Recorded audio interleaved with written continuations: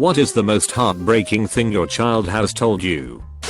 If you are going to hurt me, just get it over with. My husband and I adopted a troubled teen who came from a line of abusive foster homes. This was about 4 months after living with us, and we got angry at her for something.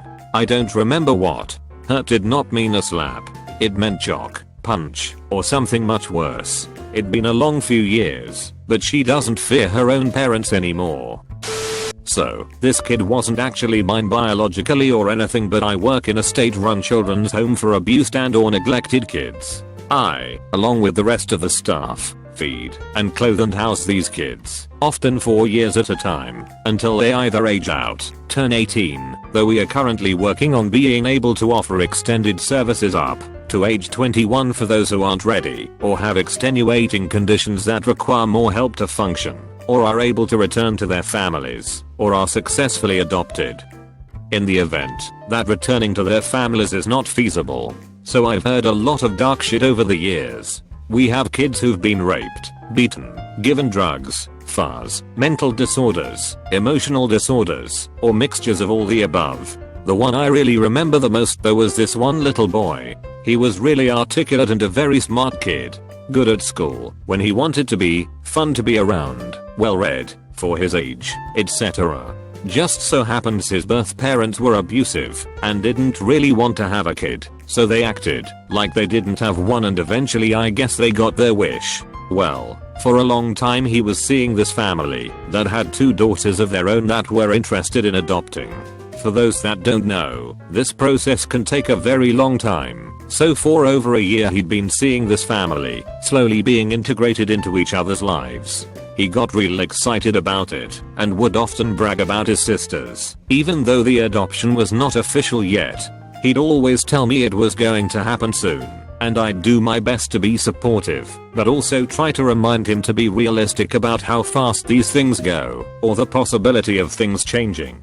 I didn't want him to be a pessimist, but I also didn't want him to get his hopes too high before it was official. Well, long story short, it falls through. They decided, for whatever reasons, they were no longer interested and ended up with a different kid from somewhere else. Good for that kid, of course, but it was really devastating for mine. Especially the way they did it. Apparently they took him on one last outing, got him a toy, and then told him they wouldn't be coming back when they dropped him off back at our place before driving off. I mean, who does that? This happened like a week before Christmas BTW. So I was working Christmas Eve night that year, and he was up late, just reading a small book in his room. Normally we enforced a bedtime for the kids, because they kinda needed that discipline for school, and learning independent living skills, etc. But it was Christmas Eve, they were on break from school, and he wasn't hurting anyone. So I let him stay up and read as long as he was quiet and didn't bother his peers. He ended up coming to his doorway and asked to talk with me for a while, so we did. I was just making small talk, not really intending to get into anything real deep or serious, and since it was Christmas Eve I asked him, without thinking, what he wanted for Christmas in the morning. A family that loves me. We recently had a friend lose their 3-year-old daughter. It brought up a lot of conversations about death with our 5-year-old that were just tough for me as a parent. I know it's a part of life, and I think we handled everything well, but it broke my heart to have to explain everything to him. A week or so after the funeral, he asked what would happen to him and his younger sister if we, his parents, died. He asked if they would be alone and who would take them to school. I explained that his grandparents would, but they would probably go to a different school then, and he told me, if you die, when I'm a grown up but sister isn't, I will take care of her, and I will take her to school. It kind of killed me. I don't know. It's nothing so tragic, but having him come to some sort of understanding about loss was really hard on me. I'm a single father to a 7-year-old boy. He was very close to my dad. My dad, God love him, was an alcoholic and died at 56 3 years ago. One night while my son and I were back in my hometown for his funeral, we were just sort of hanging out on the couch and my son tears up a bit and says, "Daddy, promise you won't ever die." Not really thinking, I replied, "Buddy, we all go sometime. Are you afraid of not having a daddy around to help you?" He replied, "No, I'm afraid of not having you left to love me." It brought on the heartbreak for sure. There was a 9-year-old boy sitting during youth choir rehearsal with tears flowing down his cheeks throughout. Normally, he was very upbeat and enthusiastic about participation, but not this particular day. After rehearsal, I took him aside and asked what was wrong. He said that the wake for his grandmother's funeral was taking place and his parents wouldn't let him go because they thought he was too young to handle it. He just looked at me and said, "I love my grandmother and I want to be with her." Not my child, but when my sister was 4 her dad skipped town, but he still occasionally video called her promising her toys and ice cream etc but never delivered. One morning our mum had to work, and her dad promised he would pick her up and take her out for a few hours while mum worked, but never showed up. I ended up taking her out, and while we were walking she suddenly started crying and asked me why. "Doesn't my daddy love me?" My son was 8 or 9 when he said maybe when I'm in high school people won't make fun of me anymore, and my heart shattered. I had gone up against a school district who called children's services on us in retaliation for reporting the teacher who was bullying my son. I had gone toe to toe with this man. I couldn't do the same with the kids at his new school. He had bruises on his neck from being choked, marks on his arm from those Indian burns, or whatever that lasted 2 days. Bruises he shouldn't have had, that couldn't be explained. He was making up upset stomachs and headaches and other ailments to get out of school. His stepmom and I called repeatedly, tried everything. Finally things stopped, and he's now 11 and happy, but it was a heartbreaking year and I'll never forget those words. As part of my long practicum, I was a student teacher in a grade 3 quarters class that had a girl with extreme behavior issues, lying, stealing, tantrums, running away, physical aggression, etc. She could be really sweet and charming when she wanted to be, but had no control over her emotions and wasn't able to make/keep friends. Nobody ever wanted to sit with her or work on projects with her, and nobody invited her to join their games at lunch or recess. One day she got into a screaming match with some girls who wouldn't let her play a skipping game with them and had to be pulled out of the gym. I was sitting with her in the hallway trying to talk to her about what happened when she burst into helpless tears, the first genuine ones I'd seen from her, and said, "I know it's my fault they don't like me, but I try so hard to be good, and I just can't. I'm so mean and angry all the time and I don't know why. I just want my dad to come take me away." Her dad died in a car accident 2 years earlier. Not me, but my parents. After I got my first pair of glasses at 4 years old, my parents took me to the park, where I said I can see the mountains. The mountains were in clear view of this park. They felt so bad that they still bring it up to this day. I'm going to be 22 this year. The second time was when I was in kindergarten, and I had to draw a picture of my family. When my parents saw the picture, my dad asked, "Where am I?" I replied, "You're never home." After that he went to his boss and told him that he needed to change his hours because his daughter didn't include him in her family drawing. I was babysitting my niece and nephew. Niece was 6 and nephew was a year. I was holding the baby and tickling him and stuff when my niece asked me, "Why do you love my brother more than me?" Broke my heart. I tried to explain that babies just need more attention because they can't do things for themselves like she can. She just said, "That's what my mom says too," in this sad voice, like she still thought everyone loved her brother more. I try to spend a little more one-on-one time with her now, and I think she's doing a little better now that her brother is old enough to run around and play with instead of just a screaming potato.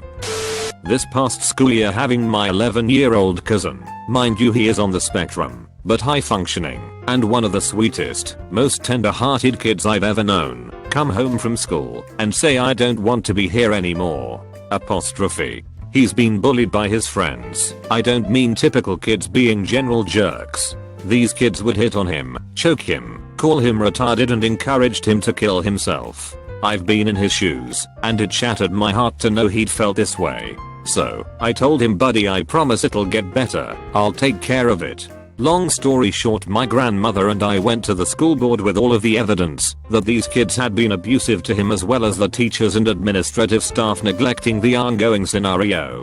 Previous shithead friends were removed from the school and put into the alternative school. He's doing much better and has made fantastic friends this time around. See?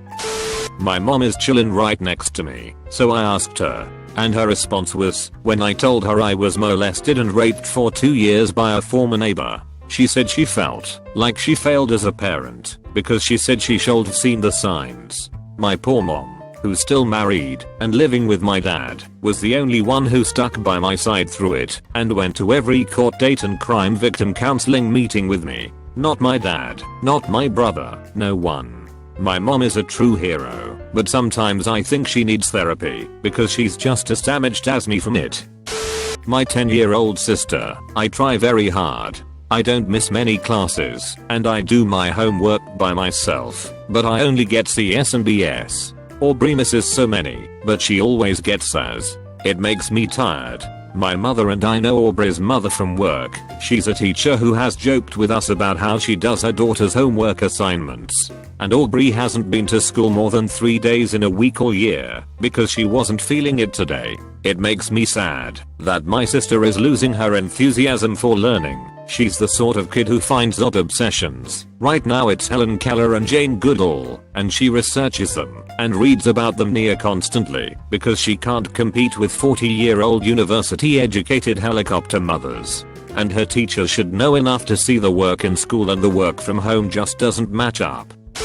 My son was talking to his little sister about the tooth fairy. He told her that the tooth fairy brings money for the first few teeth, but then forgets to come for the rest. Turns out that he had lost a couple of teeth that he didn't tell my wife and I about and just believed in the magic of the tooth fairy. I felt so bad.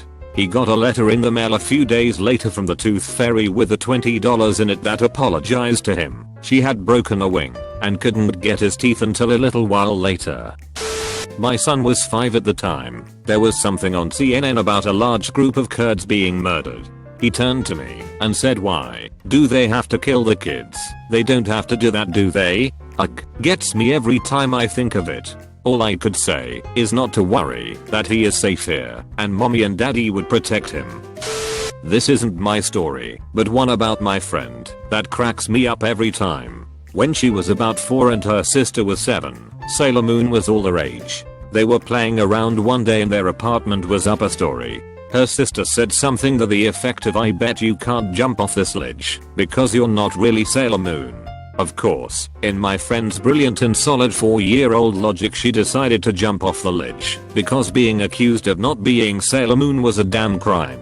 And it went as well as you all think it did. My friend was in hysterics. Her arm was pretty badly sprained and her mother, a nurse, heard what was going on outside and rushed out to help her and ask what was around. Between fits of sobbing she said, I'm not really Sailor Moon, mama. And her mom told her later it absolutely crushed her heart because it was that moment she could tell my friend had come to realize the harsh realities of what life truly was, and her innocence and joy was going to forever be chipped away from this moment on. Still a great story though.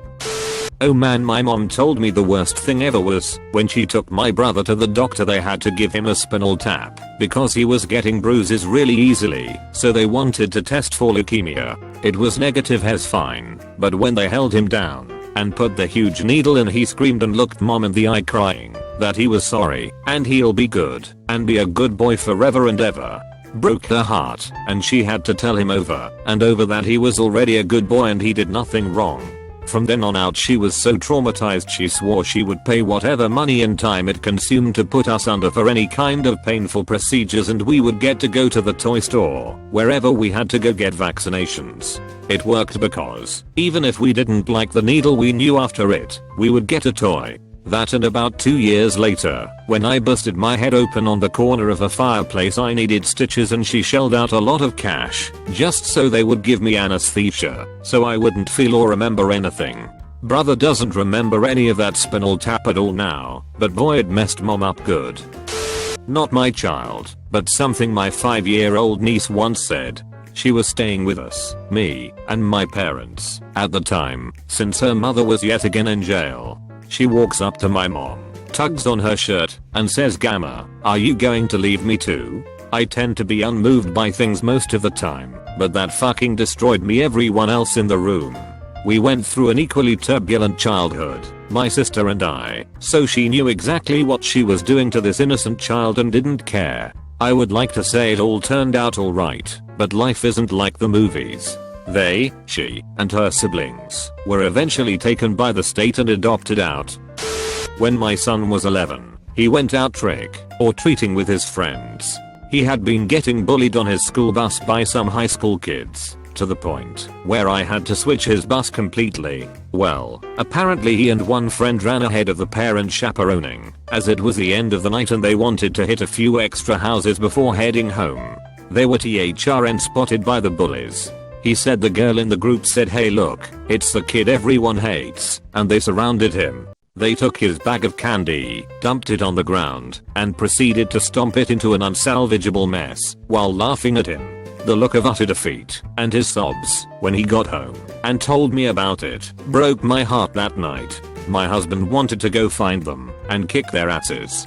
I've never felt so sad and helpless as that moment. When I went to work that night and told the other nurses, they banded together and gave me a huge bag of candy to give